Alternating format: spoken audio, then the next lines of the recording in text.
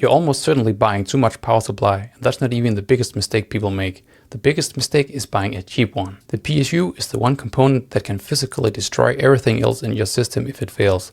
It's also the one that most people spend the least amount of time thinking about. This video covers everything: how to calculate the wattage that you need, which efficiency ratings matter and which ones don't, what ATX 3.0 is, and whether you need it, and the specific models I'd buy at every budget in 2026. Let me start with why this matters more than people think. Your power supply delivers electricity to every single component in your PC. The GPU, the CPU, the RAM, the drives, the fans, all of it runs through the PSU. If it delivers dirty power, unstable voltages, electrical noise, your system becomes unreliable. Random crashes, blue screens, boot failures, and if it outright fails, a cheap PSU under load, it can't take other components with it. There are documented cases of budget PSUs frying motherboards and GPUs when they fail. But the good news, a quality PSU from a reputable brand is not that expensive. A $70 unit will cover the vast majority of gaming bills. You don't need to spend $150, you just need to not spend only $30. This is the section that saves you money. Here's how Wattage actually works. Your system's total power draw is dominated by two components, the GPU and the CPU. Everything else, RAM, storage, fans, adds maybe 30 to 50 watts combined. It barely moves the needle. So the formula is, take your GPU's total power draw, add your CPU's peak power draw, add about 50 watts for everything else, and add an additional 20% headroom. That gives you your target wattage. Two things to know before we plug in the numbers. First, GPUs are rated by the TGP, total graphics power, which is the sustained max. But modern GPUs also have a very short transient power spikes that can go well above those figures, for milliseconds at a time. This is exactly why ATX 3.0 exists. I'll cover that later, but for sizing the PSU, use the TGP number. Second, and this one trips most people up, your CPU's listed TDP is its sustained baseline, not its peak.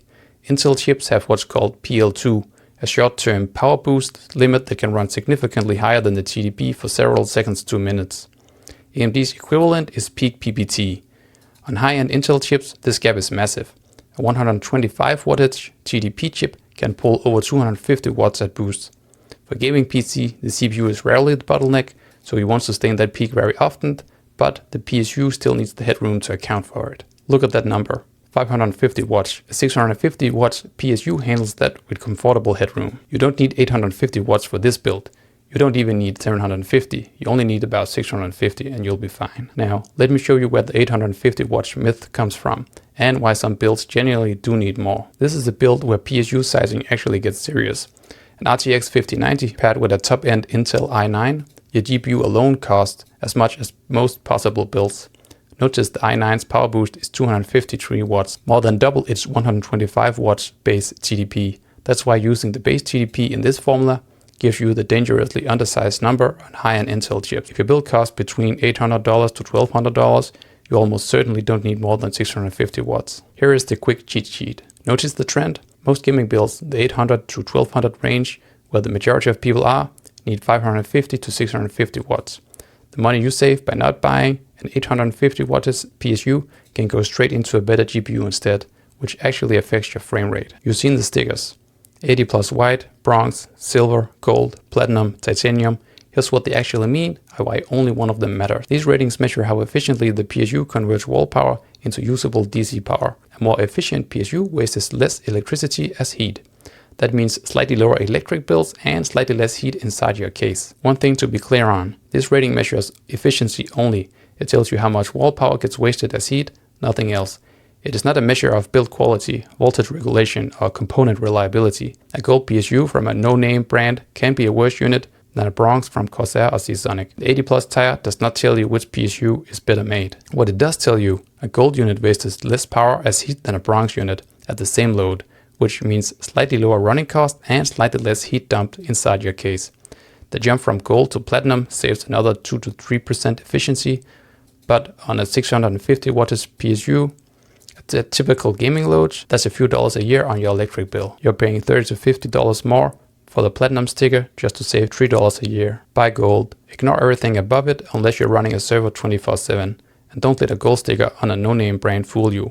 Always check the PSU tier list, which I'll cover in the next section. The word modular on a PSU refers to whether the cables are detachable. There are 3 types. For most builds, semi-modular is the sweet spot. The 24-pin motherboard cable and the 8-pin CPU cable are always needed anyways. They might as well be hardwired. The GPU power cables, SATA cables and fan cables you can connect as needed and leave the rest inside the box. Fully modular is worth it in 2 cases. Small form factor builds where every millimeter of cable management matters, and if you want to use custom sleeved cables later for the aesthetics. Non-modular is fine on an extreme budget. It works, you just have to shove unused cables somewhere out of the airflow path. If you've been following PC hardware news, you've probably heard about the 12 VHP WR connector that melted on some RTX 4090 cards. That story is important context for understanding ATX 3.0 and whether you need it. So here's what actually changed. All PSUs use 1 or 2 8-pin PCIe connectors to power the GPU. Modern high-end GPUs, the RTX 5090 or the RTX 5080, 5090, needs more power than 2 8-pin connectors can cleanly deliver. So the 12 VHP WR connector was created. A single cable that can replace multiple 8-pin cables. ATX 3.0 PSU have a native 12 VHP WR port.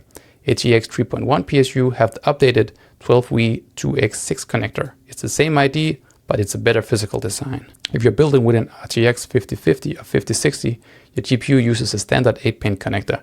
You don't need ATX 3.0, so save the money. If you're building with an RTX 5080 or 5090, get an ATX 3.1 PSU, so you have a native 12V by 2X6 cable. It's 1 cable instead of 2 to 3 with an adapter, and the connection is more reliable this way. Everyone in the middle, the 5070, the 5070 Ti, can go either way. These cards ship with an adapter that works fine, but if you're buying a new PSU anyway, paying $10 to $15 more for ATX 3.1 is a sensible, future-proof move. The PC building community maintains what's called a PSU tier list. It ranks power suppliers into tiers based on internal component quality, voltage regulation, protection circuits, and independent reviews. I'll link it in the description. You don't need tier A, you absolutely should not buy tier D. Most good gaming builds land in either tier A or tier B. The simplest rule is, stick to the PSUs from Corsair, Seasonic, EVGA, Be Quiet, MSI or Thermaltake, specifically their gold-rated lines. These brands have consistently landed in the upper tiers across multiple independent reviews. The brands and specific models to avoid are usually the ones you've never heard about. The ones that cost about $25 to $30 for 600 watts and have no 80+ rating. If the price looks too good to be true, it probably is.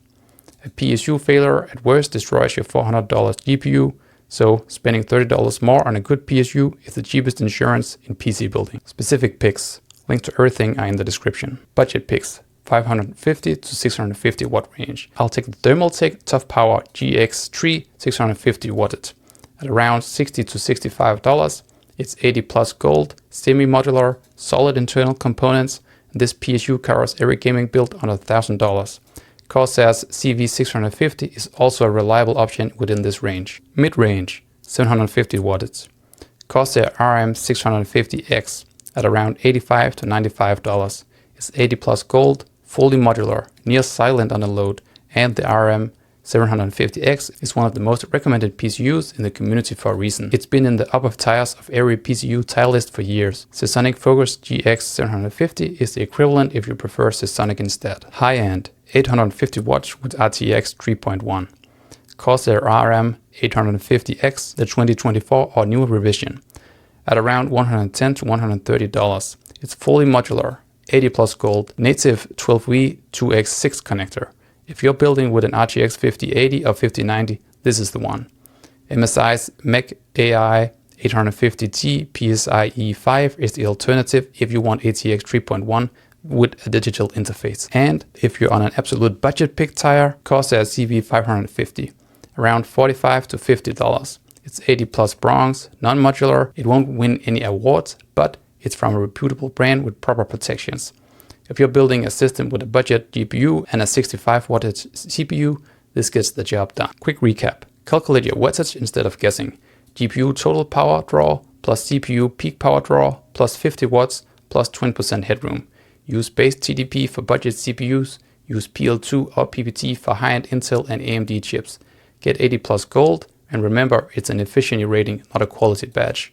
Semi-modular or fully modular, Only pay for ATX 3.1 if your GPU actually needs the 12V 2x6 connector. Never buy a PSU you haven't checked against the tier list. If you want to skip the math entirely, the PC builder at MaxMyBuild.com picks the right PSU for your build automatically.